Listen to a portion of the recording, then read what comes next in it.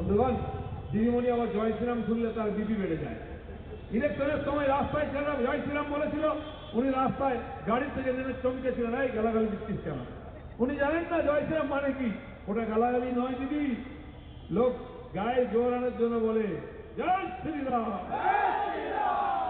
দিদিমণি কোনদিন শোনেননি রাম নাম শুনলে ভূতে পালায়, দিদিও পালায়।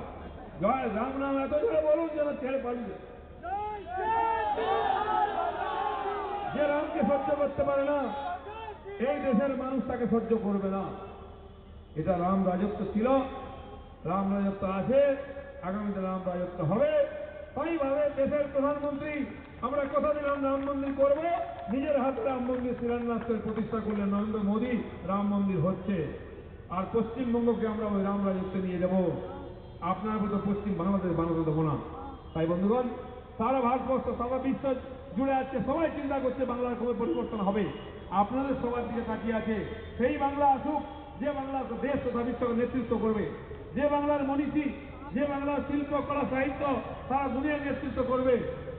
আমরা এই নারদ সারদার বাংলা চাই না, আমরা মাইগ্রেন্ট লেবারের বাংলা চাই না, আমরা রামমোহন রামকৃষ্ণ বিবেকানন্দ নেতাজি সুভাষ শ্যামাপ্রসাদ চৈতন্যের বাংলা চাই।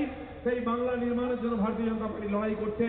তাই 28,000 কেস চলছে আমাদের কর্মীদের উপরে, 127 জন কর্মীকে খুন করা হয়েছে, যুবকদেরকে।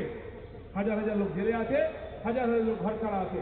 তা সত্ত্বেও বিজেপি টিকিয়ে নাই, বিজেপি এগোচ্ছে, হাজার হাজার লোক তার সঙ্গে যুক্ত হচ্ছে।